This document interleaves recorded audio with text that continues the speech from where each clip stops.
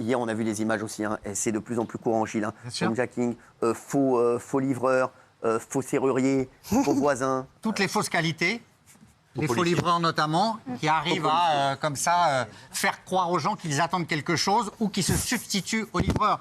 Et d'ailleurs, Coraline, vous avez sans doute été repérée, vous, par des gens avec une fausse qualité, l'entreprise NJ. Oui. En fait, une semaine avant, j'ai eu des jeunes qui sont venus sonner à la porte. Pour me demander si j'étais intéressée. Ils voulaient rentrer à la maison pour montrer des factures, pour comparer avec leur propre offre. Ils n'étaient pas sérieux, ils rigolaient. Il y en a deux qui rigolaient derrière, un qui était un peu plus sérieux devant. Mais j'ai senti le truc, j'ai fermé la porte. Ouais. Repérage. Ah oui, ils repèrent. Non, mais c'est du repérage. Ils ont vu que vous étiez là. Après, sans doute qu'ils restent à côté du domicile pour avoir vos heures d'entrée et de sortie. Ils repèrent, effectivement. Là, sur un cas d'école. Ils m'ont rappelé le jour même ou la veille, ils m'ont dit on est dans le garage, est-ce qu'on peut passer vous voir, est-ce que vous êtes chez vous? J'ai dit écoutez non, je suis pas là. Bien sûr. Et pour revenir sur les réseaux sociaux, est-ce que votre montre était visible sur les réseaux? Ouais. Ah ouais, en fait, c'est une montre que j'avais depuis 10 ans. Ouais. Donc en fait, je la portais et comme je portais, je sais pas, mes boucles d'oreilles. Et puis en fait, elle a pris beaucoup de valeur avec tout le luxe a pris de la valeur d'un coup. Ouais. Et en fait, je me rendais pas compte du truc et j'avais une bombe à retardement autour du poignet et je le savais même pas. Et Coraline, vous avez été blessée aussi, je crois que vous avez envoyé. On a eu des photos de Coraline que vous avez postées d'ailleurs. C'est horrible. Très très choquant. Voilà. Non mais c'est voilà. Donc mais le problème qu'il y a, c'est que toutes les personnes qui nous regardent doivent se dire qu'est-ce qu'on peut faire. Donc on n'ouvre plus à personne. C'est ça le truc. C'est quoi aujourd'hui ce que vous faites? Vous n'ouvrez plus à personne. Donc Lucas, vous êtes avec nous. Merci pour votre invitation. Alors, spécialiste en défense anti-cambriolage, c'est quoi la méthode? Qu'est-ce qu'il faut faire? Alors, déjà, bonjour, merci pour l'invitation. Donc, déjà, avant tout, le homejacking concernait avant tout les chefs d'entreprise. Alors, on vous entend pas bien. Est-ce qu'on entend bien, Monsieur Proutot? Vous m'entendez? Ah, mais putain, Je suis ravi, Guillaume, vous sortez. les deux, là. Vous sortez les deux. Non, tu sors, Allez, sortez les deux. Pour sauver la séquence. Il est insupportable. Non, mais s'il vous plaît, est-ce qu'on entend Lucas, s'il vous plaît? Merci. Donc, Lucas, qu'est-ce qu'on peut faire aujourd'hui? Parce que vous êtes spécialiste en défense anti-cambriolage, c'est-à-dire on n'ouvre plus à personne. Malheureusement, ces gens-là profitent du fait qu'on soit très exposé sur les réseaux sociaux, qu'on ne connaît malheureusement plus nos voisins. Voilà. En fait, par exemple, aux États-Unis, ils font très souvent des barbecues entre voisins pour apprendre à se connaître, pour faire des patrouilles. Et effectivement, aujourd'hui, n'importe qui peut se faire passer pour votre voisin et puis vous ne le saurez pas, quoi. Donc là, on est plutôt sur un cas de vol par ruse, en fait, en réalité, avec usage de violence. Mais qu'est-ce qu'on peut faire? Parce que c'est quoi les techniques? Parce qu'aujourd'hui, un voisin, on ne se connaît pas tous les voisins de l'immeuble. À un moment, il y a un mec qui vient sonner à la porte, il dit je suis le voisin, même dehors, il dit voilà, j'ai besoin de quelque chose. Ouais. Donc ça veut dire, en fait, le problème qu'il y a aujourd'hui, et la société, c'est ça qui est grave. C'est que maintenant, en fait, avant, on disait, il y avait la fête des voisins, il y avait le truc, on se disait, c'est un kiff, je m'entends bien. Aujourd'hui, ça veut dire qu'il faut être cloîtré chez soi et ne plus rien faire et vivre comme le fait Coraline, parce que je la comprends tout à fait, parce qu'aujourd'hui, elle a été traumatisée. Donc c'est n'importe quoi. Comment on fait?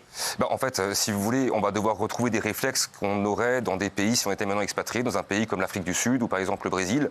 Donc des réflexes qui sont parfois contraignants dans la vie de tous les jours. C'est quoi les réflexes? Et bien en fait, tout simplement comme une femme dans la rue, quand elle va éviter de se faire agresser, elle va regarder autour d'elle, elle va peut-être choisir des tenues.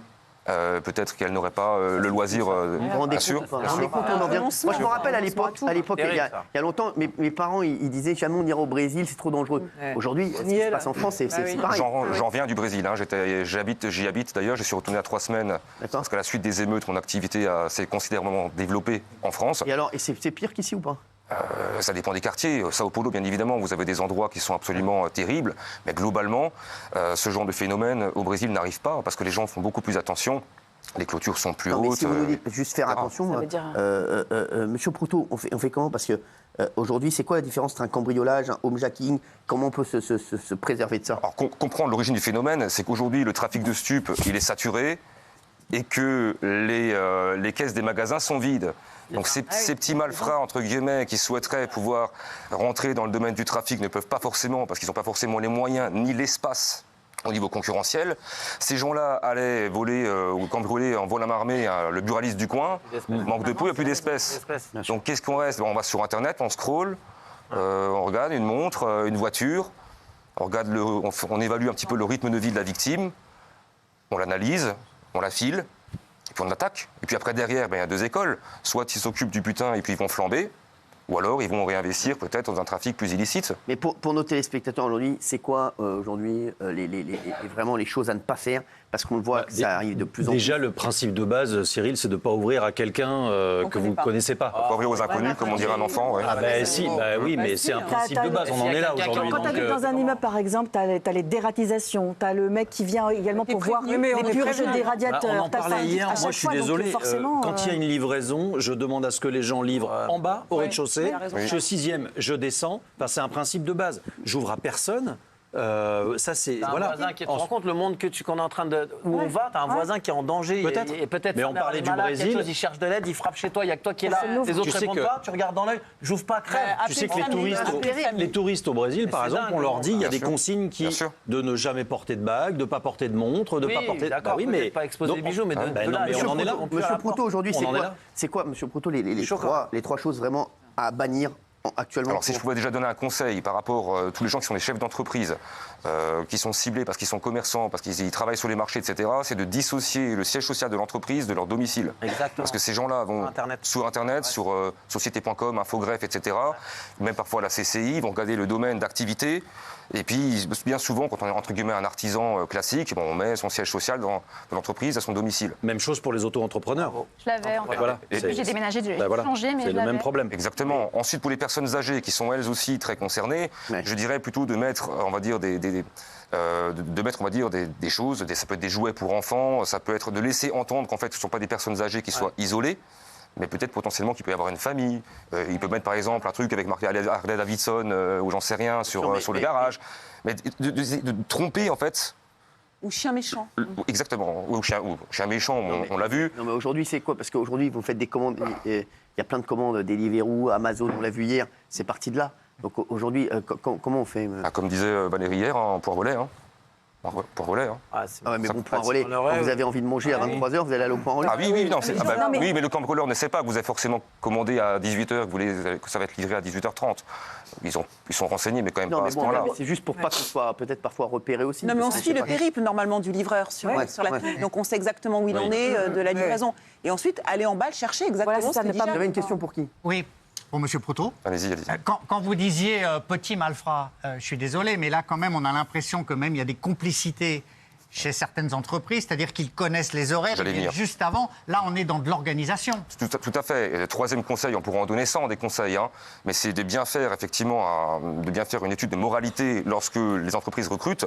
Des fois, elles sont un petit peu tentées, surtout pendant l'été, de prendre du personnel qui ne connaissent pas forcément. J'ai eu plein de cas où souvent des gens qui viennent laver les piscines, vous voyez, qui vont faire des travaux de paysagisme et qui donnent les informations. J'ai eu une information de première main d'un de mes clients qui est policier.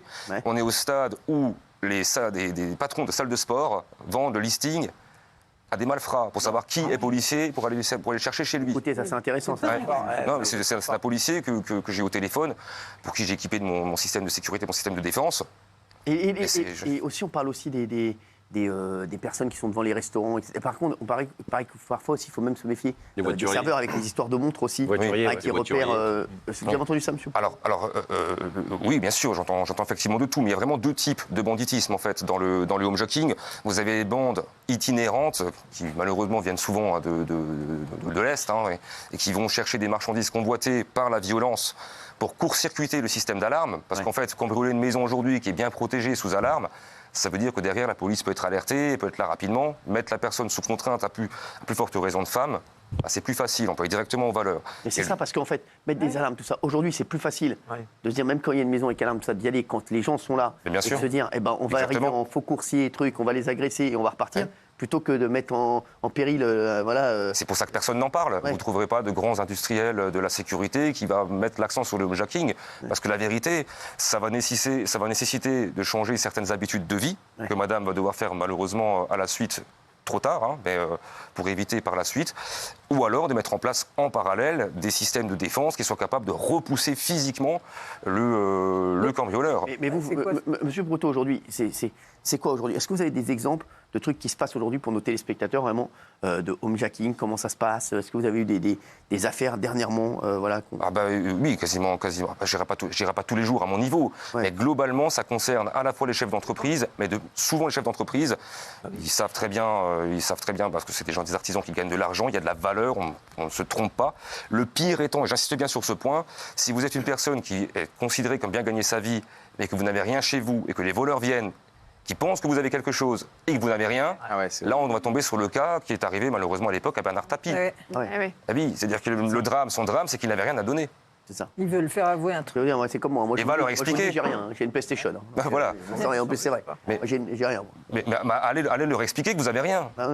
Vous êtes chef d'entreprise, vous n'êtes pas trompé. Ça veut dire à vous écouter que les voleurs aujourd'hui préfèrent qu'on soit à domicile plutôt que. J'en suis arrivé à cette conclusion il y a quelques années. C'est ce qu'on dit là. Incroyable. M. Proutot à 20h32. Donc ils préfèrent que les gens soient à domicile aujourd'hui plutôt qu'un système. Déjà aujourd'hui, les statistiques elles sont très claires. Selon l'enquête de vie et sécurité du gouvernement, 31% des cambriolages sont tentés en présence des occupants. C'est bien tenté, ça ne veut pas dire que c'est du homejacking, etc. Mais en tout cas, c'est déjà tenté. Maintenant, bien évidemment, pour désactiver un système d'alarme, le mieux, c'est de le faire désactiver de la main même du propriétaire, tout simplement. Il vaut mieux laisser 2-3 babioles, alors, du coup, en évidence? Il vaut mieux laisser 2-3 babioles en évidence En fonction de votre rythme de vie. Comme ça, on leur donne. Oui, mais t'as rien. Si vous êtes patron d'une boîte de BTP, que vous avez 50 salariés, qu'ils arrivent chez vous, parce que c'est souvent ça qui sont ciblés, outre les personnes âgées, qui vous disent non, écoutez, j'ai pas de liquide, j'ai rien à donner, ça va pas le faire. Un système d'alarme, ça coûte extrêmement cher. Donc un système d'alarme, vous dites qu'aujourd'hui, c'est moins bien que d'avoir. Aujourd'hui, pour les grands chefs d'entreprise, etc., est-ce qu'il vaut mieux pas qu'ils prennent une sécurité, même un mec qui est de sécu à domicile 24/24 pour vous dites les grands chefs d'entreprise, ça c'est mieux qu'une alarme. Alors là, on parle des gros chefs d'entreprise qui touchent aujourd'hui, c'est les petits patrons de PME dans les campagnes en fait. Donc parce que les gros chefs d'entreprise, ils ont une sécurité 24/24. Bien sûr, eux, ils sont même moins concernés en fait par ce domaine, sauf cas d'exception. Mais après que vous ayez un système d'alarme qui coûte 500 € ou 3000 €, la police ne viendra pas plus vite. Bien sûr, c'est ça, c'est pareil. Ça reste des systèmes d'alerte qui dépendent de l'intervention humaine. Une question. Oui, je posais une question. Alors en fait, le truc, c'est que là, vous êtes en train de dire qu'il faut réduire au maximum les interactions entre les gens.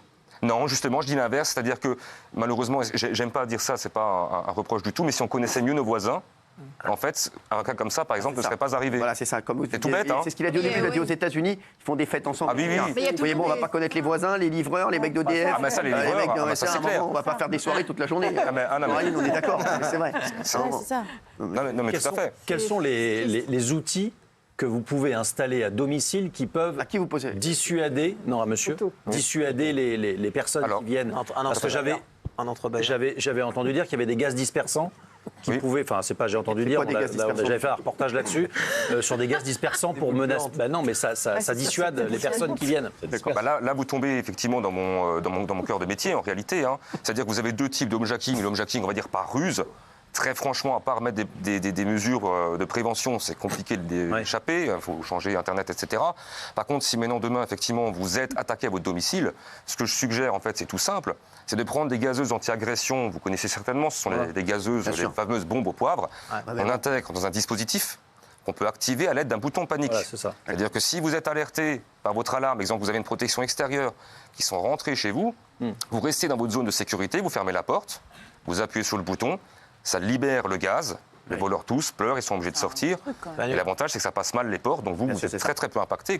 Merci en tout cas, merci M. Proutot d'avoir été avec nous et merci Coraline d'avoir été là, victime de homejacking. Et on espère que vous allez pouvoir reprendre une vie normale très prochainement. Et merci pour vos conseils. Merci beaucoup. On va se retrouver dans un instant avec, on va parler de Stéphane Plaza, puisqu'il y a des nouvelles infos. Voilà, je vais vous dire ce que je pense de ces infos également dans un instant.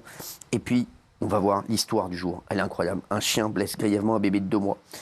La maîtresse autorisée à récupérer l'animal, le cri du cœur des parents du petit garçon. Cette histoire, on n'a parlé que de ça aujourd'hui. Au bureau, c'est une histoire complètement folle qu'on va vous raconter dans un instant. Restez avec nous, à tout de suite.